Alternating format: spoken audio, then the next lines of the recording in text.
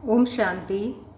2 जून 2025 की प्रातः मुरली में बाप दादा हमसे कहते हैं, मीठे बच्चे, याद में रहो तो दूर होते भी साथ में हो। याद के साथ का भी अनुभव होता है और विकर्म भी विनाश होते हैं। मीठे बच्चे, याद में रहो तो दूर होते भी साथ में हो। याद से साथ का भी अनुभव होता है और विकर्म भी विनाश होते हैं।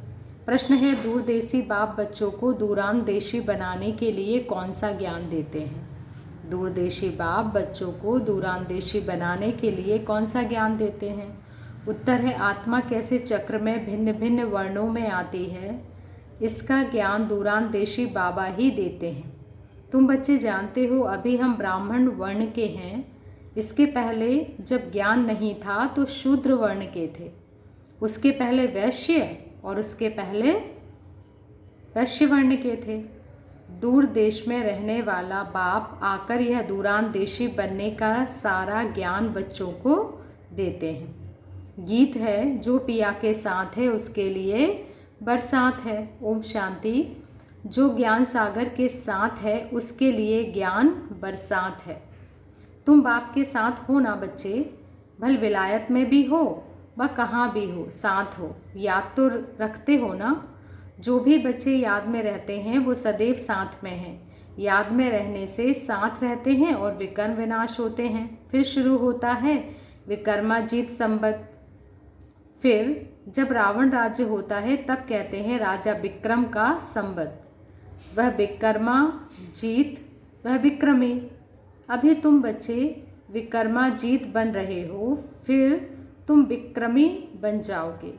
इस समय सभी अति विकर्मी हैं, किसी को भी अपने धर्म का पता ही नहीं है। बाबा कहते हैं इस समय सभी विकर्मी हैं, किसी को भी अपने धर्म का पता नहीं है। आज बाबा एक छोटा सा प्रश्न पूछते हैं। सतयुग में देवताएं यह जानते हैं कि हम आदि सनातन देवी देवता धर्म के हैं। जैसे तुम समझते हो हम हिंदू धर्म के हैं, कोई कहेंगे हम क्रिश्चियन धर्म के हैं, वैसे वहाँ देवताएं अपने को देवी देवता धर्म का समझते हैं। विचार की बातें हैं ना। वहाँ दूसरा कोई धर्म तो है नहीं जो समझे कि हम फलाने धर्म के हैं। यहाँ बहुत धर्म है, तो पहचान देने के लिए अलग अलग नाम रखे हैं। वहाँ तो है ही एक धर्म, इसलिए कहने की दरकार नहीं रहती कि हम इस धर्म के हैं। उनको पता भी नहीं है कि कोई धर्म होते हैं, उनकी ही राजाई है। अभी तुम बच्चे जानते हो हम आदि सनातन देवी देवता धर्म के हैं। देवी देवता और कोई को कहा नहीं जा सकता। पतित होने के कारण अपने को देवता कह नहीं सकते, पवित्र को ही देवता कहा जाता है। वहाँ ऐसी कोई बातें होती नहीं हैं। कोई से भेंट की जाती है, बाबा कहते हैं कोई से भेंट नहीं की जा सकती। अभी तुम बच्चे, भेंट मतलब किसी से तुलना नहीं की जा सकती। अभी तुम संगम युग पर हो, जानते हो आदि सनातन देवी देवता धर्म फिर से स्थापन हो रहा है। वहाँ तो धर्म की बात ही नहीं है ही एक धर्म। यह भी बच्चों को समझाया है। यह जो कहते हैं महाप्रलय होती है, अर्थात कुछ भी नहीं रहता, यह भी रॉन्ग हो जाता है। बाबा बैठ समझाते हैं राइट क्या है। शास्त्रों में तो जलमयी दिखा दी है। बाबा समझाते हैं सिवाय बाप के बाकी जलमयी हो जाती है। इतनी बड़ी सृष्टि क्या करेंगे? एक भारत में ही देखो कितने गांव हैं। पहले जंगल होता है, फिर उनसे वृद्धि होती जाती है। वहाँ तो सिर्फ तुम आदि सनातन देवी देवता धर्म के ही रहते हो। यह तुम ब्राह्मणों की बुद्धि में बाबा धारणा करा रहे हैं। क्या कहा बाबा ने? तुम ब्राह्मणों की बुद्धि में बाबा धारणा करा रहे हैं। अभी तुम बच्चे जानते हो ऊंचे से ऊंचा शिव बाबा कौन है, उनकी पूजा क्यों की जाती है, अक आदि के फूल क्यों चढ़ाते हैं? वह तो निराकार है ना। कहते हैं नाम रूप से न्यारा है, परंतु नाम रूप से न्यारी कोई चीज़ तो होती नहीं है। तुम क्या हैं जिसको बाबा कहते हैं, तब क्या है जिसको फूल आदि चढ़ाते हैं। पहले पहले पूजा उनकी होती है, मंदिर भी उनके बनते हैं, क्योंकि भारत की और सारी दुनिया के बच्चों की सर्विस करते हैं।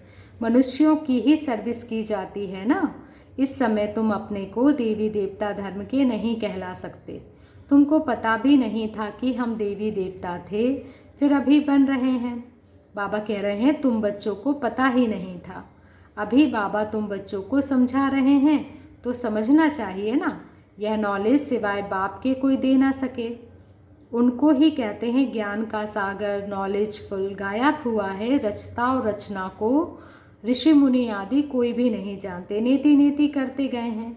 जैसे छोटे बच्चे को नॉलेज है क्या, जैसे बड़े होते जाएंगे बुद्धि खुलती जाएगी, बुद्धि में आता जाएगा विलायत कहाँ है, यह कहाँ है। तुम बच्चे भी पहले इस बेहद के ड्रामा को, इस बेहद के नॉलेज को कुछ भी नहीं जानते थे। यह भी कहते हैं भल हम शास्त्र आदि पढ़ते थे परंतु समझते कुछ भी नहीं थे। मनुष्य ही इस ड्रामा में एक्टर है ना। सारा खेल दो बातों पर बना हुआ है, भारत की हार और भारत की जीत। भारत में सतयुग आदि के समय पवित्र धर्म था, इस समय अपवित्र धर्म है। अपवित्रता के कारण अपने को देवता नहीं कह सकते, फिर भी श्री श्री नाम रख देते हैं। बाबा कहते हैं लेकिन श्री माना श्रेष्ठ, श्रेष्ठ कहा ही जाता है पवित्र देवताओं को।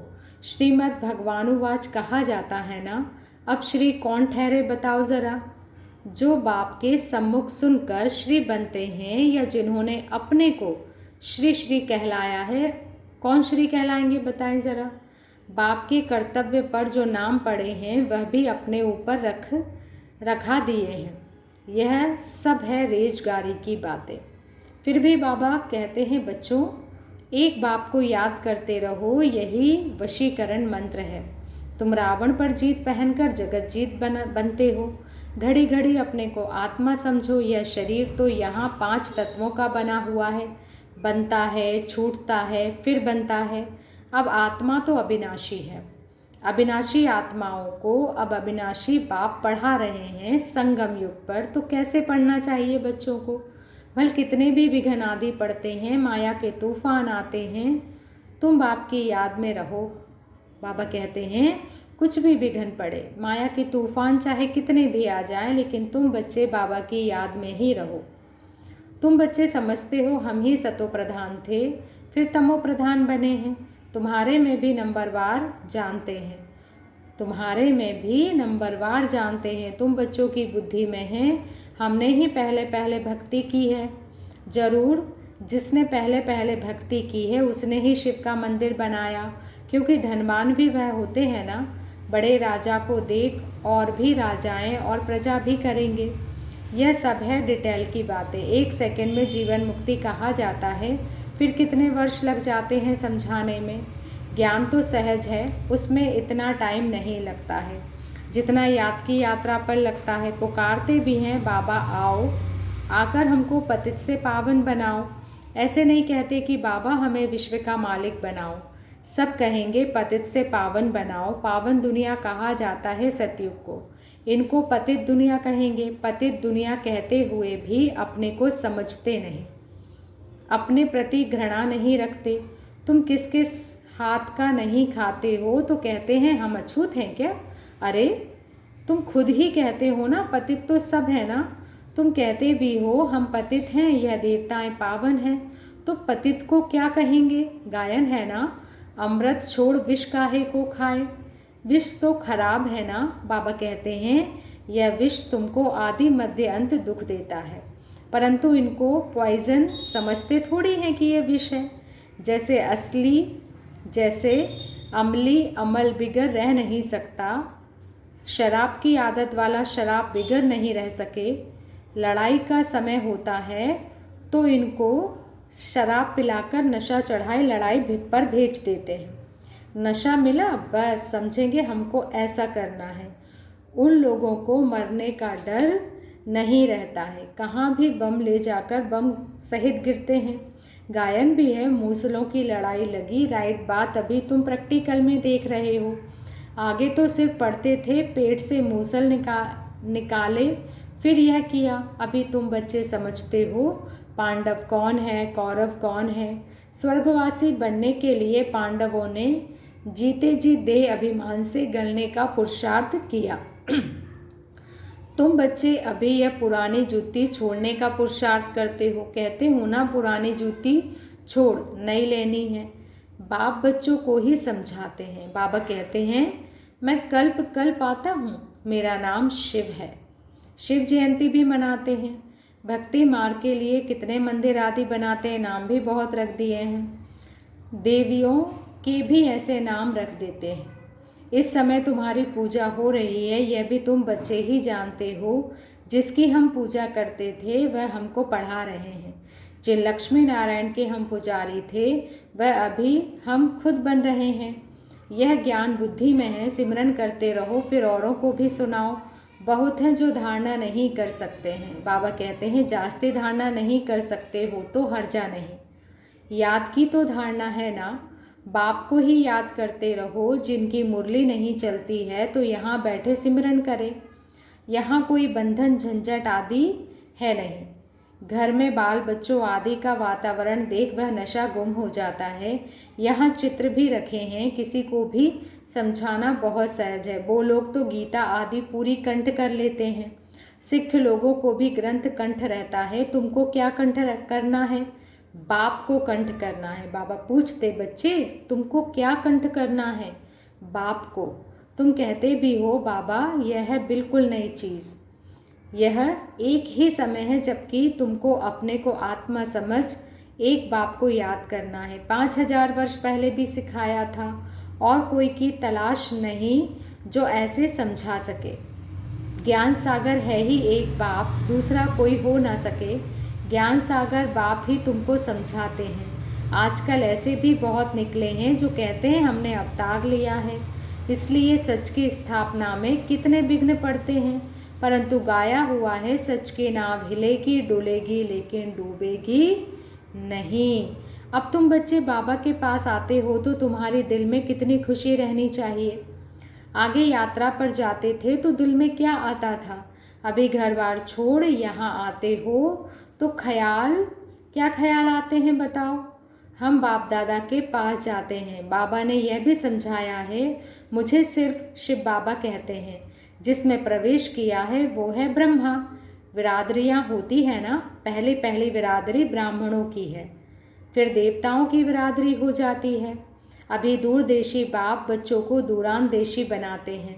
तुम बच्चे जानते हो आत्मा कैसे सारे चक्र में भिन्न भिन्न वर्णों में आई है। इसका ज्ञान दूरानदेशी बाबा ही देते हैं। तुम बच्चे विचार करेंगे, अभी हम ब्राह्मण वर्ण के हैं, इसके पहले जब ज्ञान नहीं था तो शूद्र वर्ण के थे। हमारा है ग्रेट ग्रेट ग्रैंडफादर, ग्रेट शूद्र, ग्रेट वैश्य, ग्रेट क्षत्रिय, उनके पहले ग्रेट ब्राह्मण थे। अब यह बातें सिवाय बाप के और कोई समझा न सके। इनको कहा जाता है दूरानदेशी का ज्ञान। दूर देश में रहने वाला बाप आकर दूर देश का सारा ज्ञान देते हैं बच्चों को। तुम बच्चे जानते हो हमारा बाबा दूर देश से इसमें आते हैं। यह पराया देश, पराया राज्य है। शिव बाबा को अपना शरीर नहीं है और वह है ज्ञान का सागर। स्वर्ग का राज्य भी उनको देना है। श्री कृष्ण थोड़े ही देंगे, शिव बाबा ही देगा। श्री कृष्ण को बाबा नहीं कहेंगे। बाप राज्य देते हैं, बाप से ही वर्षा मिलता है। अभी हद के वर्षे सब पूरे होते हैं। सतयुग में तुमको यह मालूम नहीं रहेगा कि हमने यह संगम पर 21 जन्मों का वर्षा लिया हुआ है।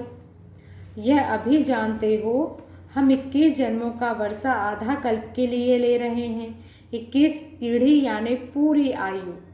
जब शरीर बूढ़ा होगा तब समय पर शरीर छोड़ेंगे। जैसे सर्प पुरानी खाल छोड़ नई ले लेते हैं, हमारा भी पाठ बजाते बजाते यह चोला पुराना हो गया है। तुम सच्चे सच्चे ब्राह्मण हो, तुम्हें ही ब्राह्मणी कहा जाता है।